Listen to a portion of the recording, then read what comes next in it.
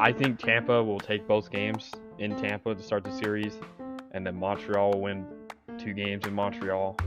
But then Tampa will win the next one, and then Montreal will win the last 2.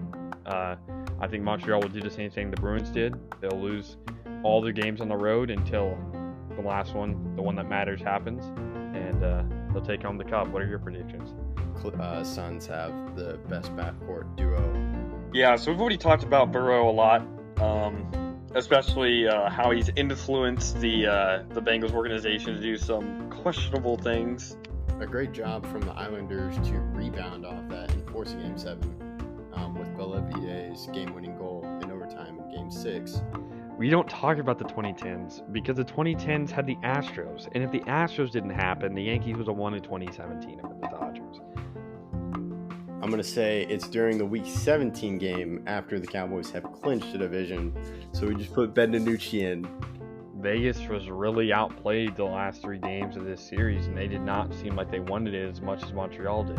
And then the Oilers versus the Jets. Jets haven't been playing well. Oilers, you got a great offense with Connor McDavid. So I have them sweeping them. Yeah, well, I don't think you heard my point. The San Francisco Giants have 3 more in the 2010s than the Rangers have in their entire history. So, yeah. It's hard to get back and to get back-to-back wins. And I don't see the Lightning doing it here, so I have them losing to the Hurricanes in 6. DeAndre Ayton, I think, will step up in this series and shut down Jokic enough for this to work out for them. He was close to Frank Reich, and they want Frank Reich back, so that's what they got. It's their discount Frank Reich in Eagles' eyes. Kaprizov and the rest of this crew, Jordan Greenway, who doesn't get enough props, he definitely is somebody who needs to be mentioned more. What would you have said if I bet you $100 at the end of the round robin and start of the playoffs that the Stars would be in the Stanley Cup playoffs? Or Stanley Cup Finals. Hi, this is Julie Dobbs. You're listening to Outsiders Opinions with Kevin and Austin. What's up, y'all? Welcome to our USFL Opinions of the Week. The first weekend just wrapped up, and we have the numbers. They only recorded the numbers on the opening night, and that was about 3.5 million viewers. It was broadcasted on both Fox and NBC, and this reached a little bit over the 3 million viewers that happened for the XFL and AAF, but they were only broadcasted on one network. But I do think the USFL had a tough time because there were NBA playoffs happening. It was Easter weekend, and they also had bad weather in the stadiums, but they still had 17,500 people show up for a game. But how did you feel about it, Austin? I enjoyed it. I only watched one game, and that was the first one that ever happened with this new USFL teams. Even though they have the same names, they're not really connected to the old ones. I watched the Stallions beat the Generals 28-24. It was a good game. It was interesting. There were some big plays made. The Stallions run an interesting lineup. I believe it was the Stallions. They ran 2 quarterbacks. They had a running quarterback and a passing quarterback. That was very weird to watch. It's a college feel to it. But it was very entertaining. The game was close, and I enjoyed watching it. Yeah, I couldn't watch them. I couldn't watch the Maulers play on Monday night, and I guess that was a good thing because we'll get to the score. I was watching the Mavs game, and then Saturday night I had plans, so I couldn't really watch them. But I'll try to catch a few this weekend, because it should be less busy. But I think it's off to a good start. They just got to keep it up because there are always good starts to the AAF and XFL the past few years. But the thing is, when it got to the middle of the season and into playoffs, I think the XFL, I think, would have succeeded, as I've said before, if it weren't for the pandemic, the initial start of the pandemic, when people didn't know how to counteract and they just went to shut down, and the XFL just didn't have enough money to stay afloat until they got games back up. Yeah, and basically the same thing happened to the AAF, except they just lost a lot of money for a whole different reason.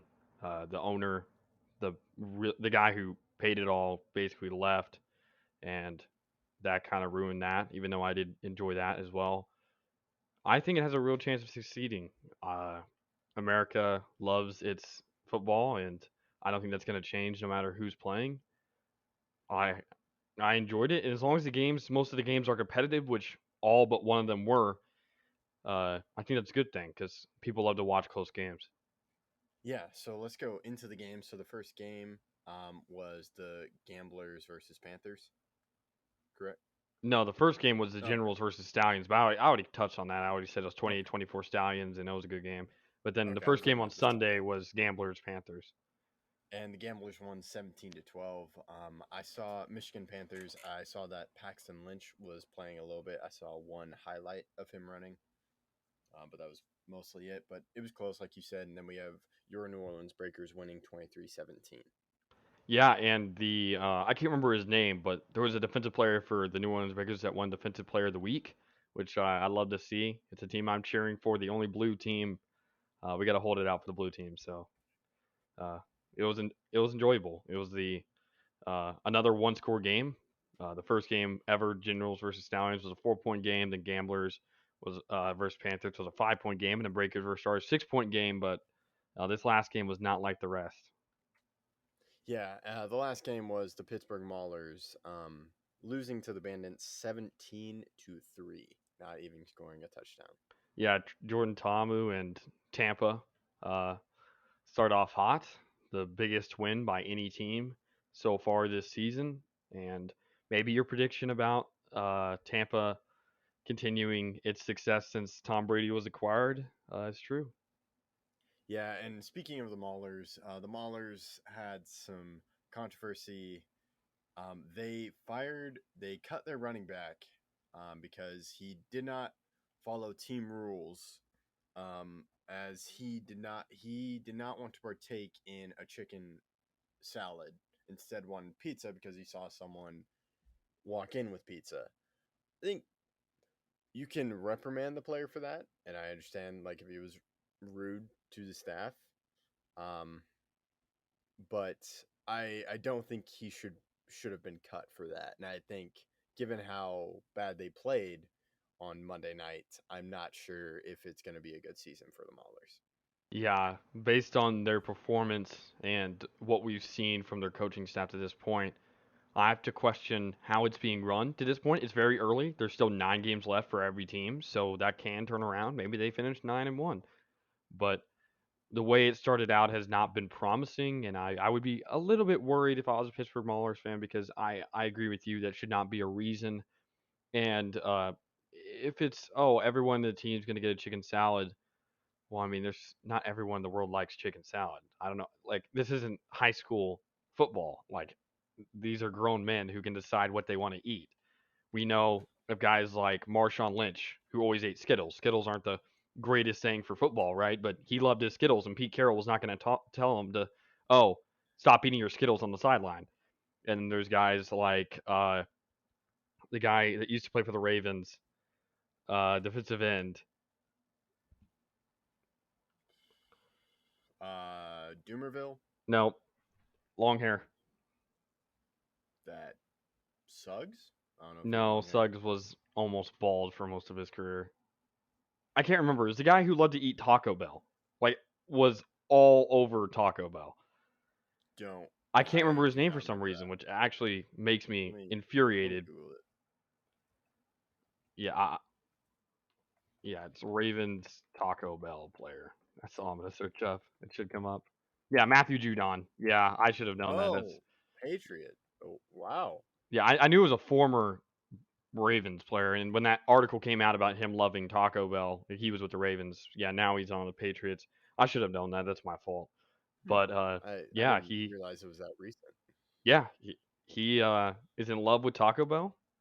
Not the probably the best thing to eat before a game, but if that's what got him to the NFL, that's what got him to the NFL. He's going to stick with it, and I don't think I would think that Taco Bell and Skittles are worse for before a game than pizza. So I don't necessarily know if that was the right move to reprimand a player to that extent, cutting him just for that reason.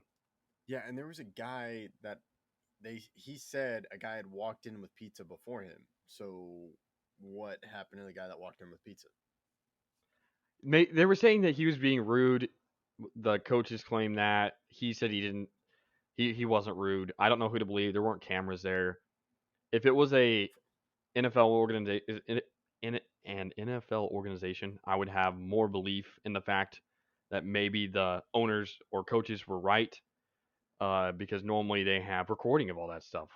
Because maybe they're doing a team meeting, but there was no recording here. We have no idea what happened. It's just one person's word against the other, and that can really tear down your team's morale when they're getting reprimanded for wanting to eat pizza. Yeah, I agree with that. So I think we can move on. And one thing that I was really impressed with, and I saw some people tweet out, is the USFL social media has been really on point. They got TikTok. Um, they got like some great photos as I'm scrolling through their Twitter. So following the account, I think, is a great way to stay up to date with it if you would like. Um, so that's just a really good job from them, um, being contemporary and doing a great job of